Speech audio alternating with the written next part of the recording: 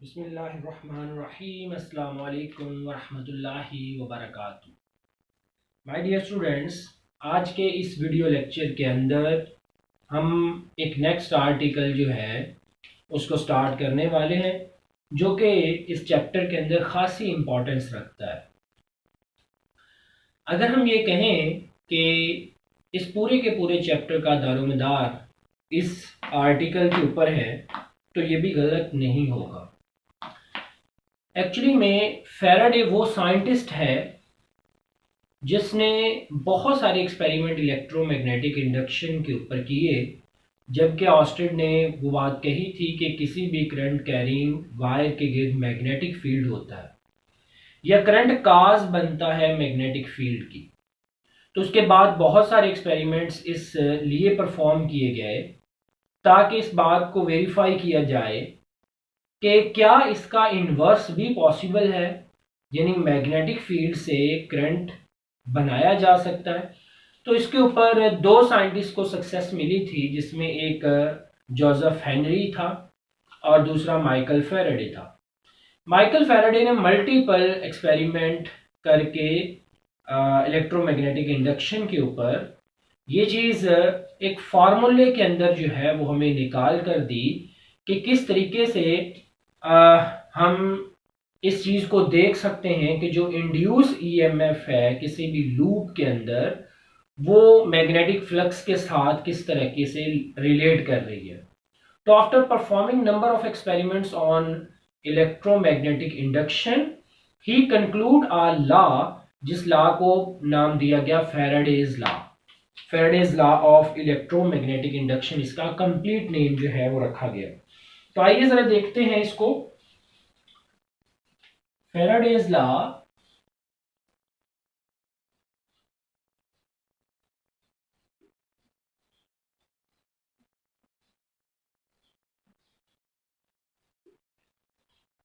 and induced EMF.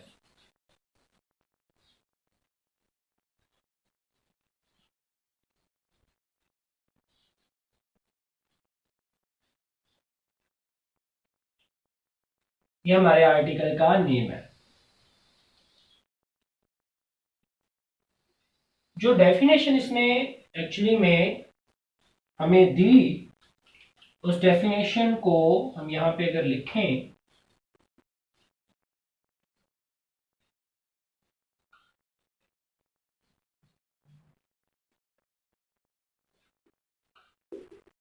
तो वो कुछ इस तरह से है कि किसी लूप के अंदर पैदा होने वाली induce EMF and induce EMF, या अगर एवरेज इंड्यूस ईएमएफ लिख लें तो कुछ और बेहतर हो जाएगा।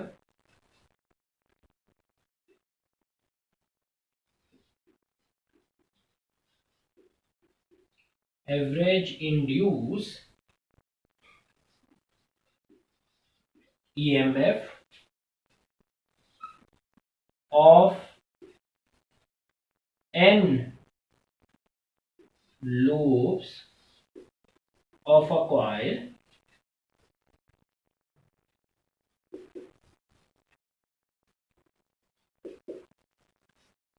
will be equal to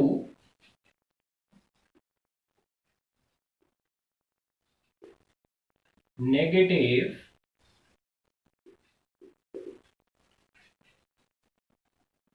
of rate at which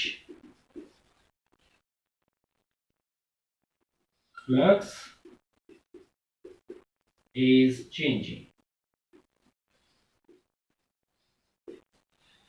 कि किसी भी कॉइल के अंदर n नंबर ऑफ लूप की कॉइल के अंदर पैदा होने वाली जो इंड्यूस ईएमएफ है वो negative of rate change of flux के बराबर आएगी। या अब हम इसकी दूसरी डेफिनेशन कुछ इस तरीके से भी लिख सकते हैं, और की हेडिंग देके, average induce EMF in a coil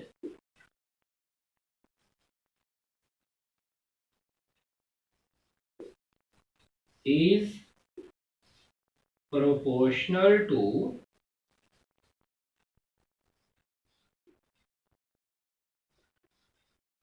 the rate change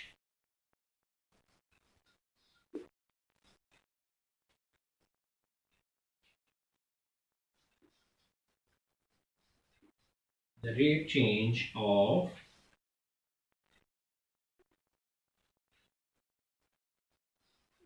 magnetic flux. ये भी हम इसकी डेफिनेशन कर सकते हैं कि किसी भी लूप के अंदर पैदा होने वाली जो एवरेज इंड्यूस ईएमएफ है, it can be defined as the rate change of magnetic flux. अब इस चीज को एक्सप्लेन करने के लिए हम एक छोटा सा एक्सपेरिमेंट करते हैं।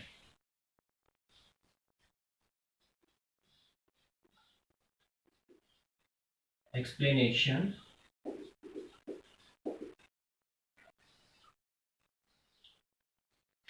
let's consider that if we have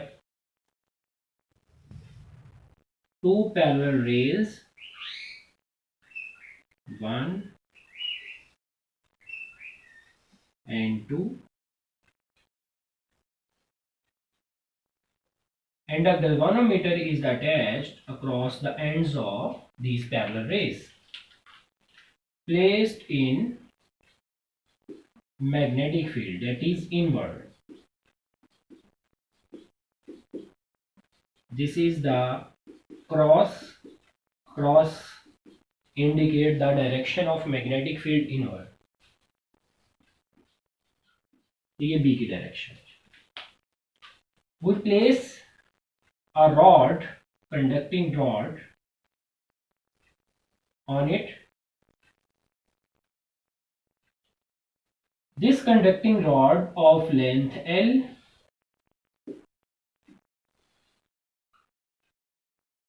and from the initial position to this one, it is at distance of x1. x1 distance पर इनिशियल पोजीशन से ये रॉड मौजूद है। When we drag with velocity v in magnetic field and it reach at this point, this is position 1, this is position 2. The new position is here और ये हमारे पास x2।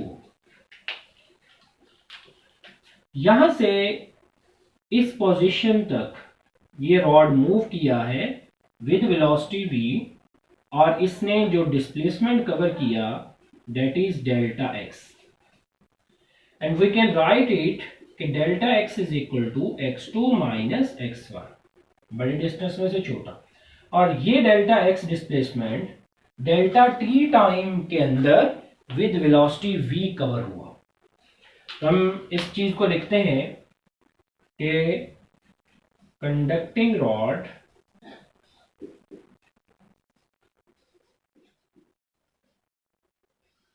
of length L moves with velocity v from position 1 to position 2 in time delta t it covered delta x। तो we can define it कि velocity किसके बराबर है delta x over delta t। ये हमारे पास velocity की equation आ जाएगी जिस velocity के साथ ये कंडक्टर इस मैग्नेटिक फील्ड के अंदर मूव कर रहा है। अब बच्चों यहां तक एक बात को जान लीजिए कि जब कंडक्टर मूव कर रहा है तो इसके अंदर मौजूद चार्जेस के ऊपर एक मैग्नेटिक फोर्स लग रही है जो इन चार्जेस को एक सर्कल के अंदर या एक लूप के अंदर मूव करवाती है। और उस फोर्स की वजह से जो करंट फ्लो होगी यानी चार्जेस फ्लो करेंगे, उस करंट फ्लो को हम इंड्यूस करंट का नाम देंगे। और उसी फोर्स की वजह से इस कंडक्टर के किनारों पर जो पोटेंशियल का डिफरेंस एस्टेब्लिश होगा that is equal to induce EMF. According to the concept of motional EMF, जब आप इस रॉड को इस लूप के अंदर, इस मैग्नेटिक फील्ड के अंदर घसीटेंगे फ्रॉम पोजीशन 1 टू पोजीशन 2, तो जब आप पुल कर रहे होंगे विद वेलोसिटी v, तो इसके अंदर एक इंड्यूस ईएमएफ पैदा होगी and that induce EMF is known as the motional EMF. And motional EMF का फार्मूला हमारे पास VBL साइन थीटा होगा। यहां पे angle theta between velocity and magnetic field है, लेकिन इस स्पेसिफिक सिनेरियो में अगर हम देखें तो मैग्नेटिक फील्ड इनवर्ड है और कंडक्टर इस सिमत में मूव कर रहा है, तो दोनों के दरमियान में एक्चुअली में एंगल 90 होगा। 90 एंगल के साथ ये मूव करेगी। तो motional EMF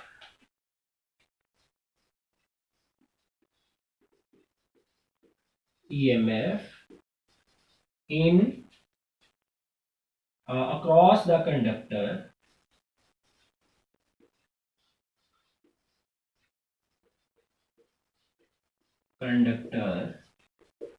is equal to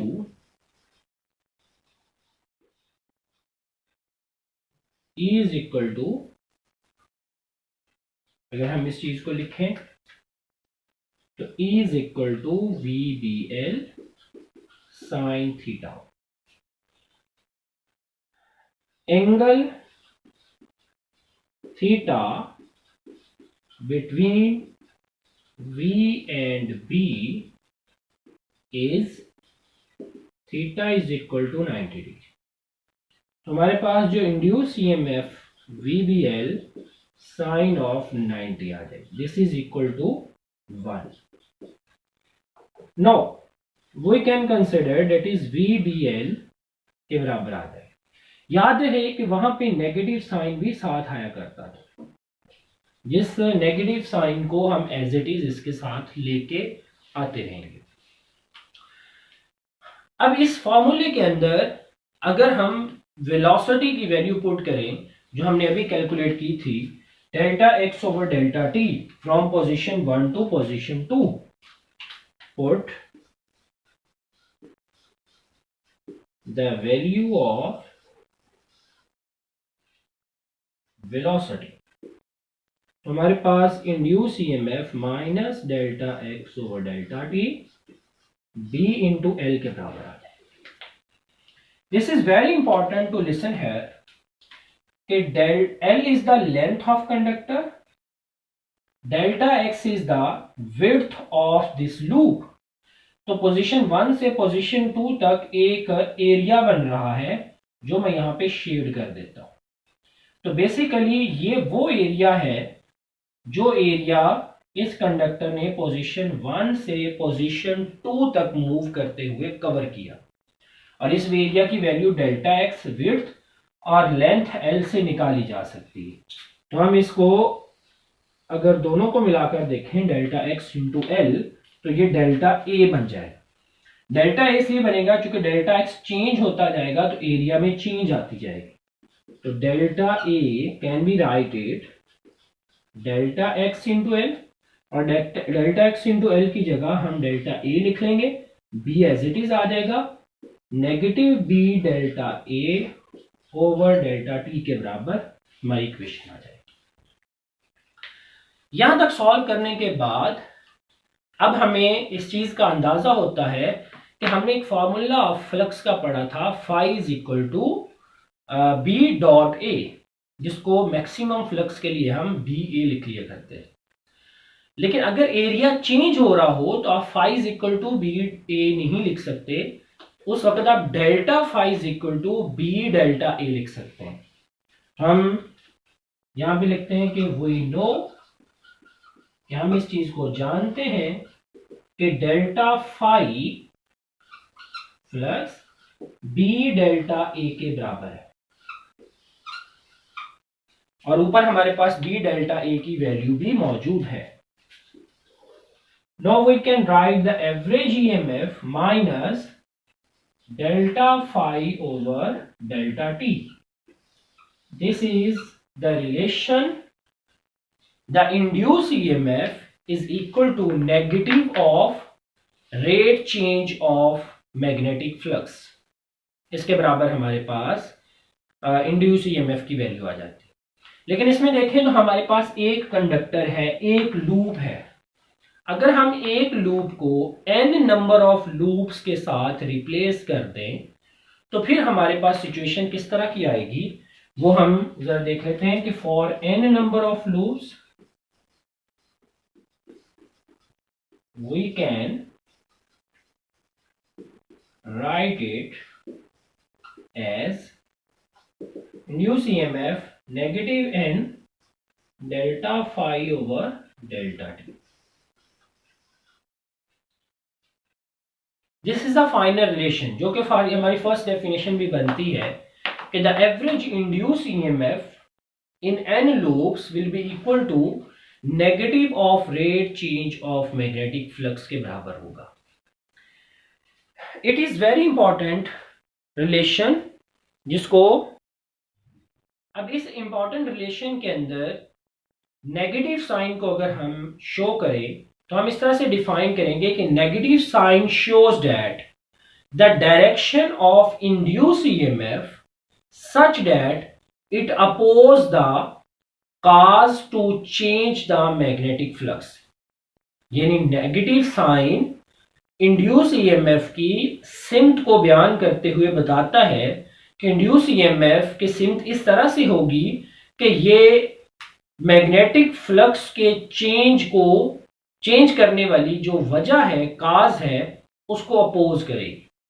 अब मैग्नेटिक फ्लक्स चेंज डिफरेंट वजूहात की वजह से होता है, ये तो हमें पता है। इसके अंदर भी कोई ना कोई वजह होगी। जैसे हम ड्रैग कर रहे हैं तो हम एक फोर्स लगा रहे हैं, तो हमारी लगाई जाने वाली फोर्स फ्लक्स के चेंज का सबब है। तो नेगेटिव साइन ये शो कर रहा है कि जो इंड्यूस ईएमएफ की डायरेक्शन होगी वो आपकी इस अपोजिंग, आपकी इस फोर्स को जो कि फ्लक्स चेंज कर रही है, इसको अपोज करेगी। इसकी डिटेल हम अगले आने वाले आर्टिकल में और ज्यादा देख लेंगे। तो यहां पे आप ये समझ लें कि जिस काज ने, जिस वजह ने फ्लक्स को चेंज करना है, इंड्यूस ईएमएफ हमेशा उसको अपोज करेगी। फिर बेटे हम इस आर्टिकल में से कुछ इंपॉर्टेंट कंक्लूजन कंक्लूड करते हैं कि बेसिकली जब आप एक रॉड को, एक कंडक्टर को मैग्नेटिक फील्ड में पुल कर रहे होते हैं विद द अप्लाइड फोर्स, तो उस फोर्स की वजह से इस कंडक्टर के अंदर मौजूद फ्री इलेक्ट्रॉन्स के ऊपर एक मैग्नेटिक फोर्स लगती है जो कि QVB के बराबर होगी। वो मैग्नेटिक फोर्स असल में वजह बनती है इन चार्जेस को एक लूप के अंदर मूव करवाने के लिए, जिस वजह से ये सेंसिटिव गैल्वानोमीटर में से भी पास करते हैं और गैल्वानोमीटर की नीडल जो है वो डिफ्लेक्शन शो करती है। ये क्लोज लूप के अंदर चार्जेस की मोशन के लिए जो फोर्स है ये उस वक्त तक अमल करती रहती है जब तक आप कंडक्टिंग रॉड को मैग्नेटिक फील्ड में मूव करते रहते हैं। अगर आप इस रॉड की मोशन को स्टॉप कर देंगे तो इस पे इन चार्जेस पर लगने वाली फोर्स भी खत्म हो जाएगी और जो करंट फ्लो हो रही है वो भी रुक जाएगी।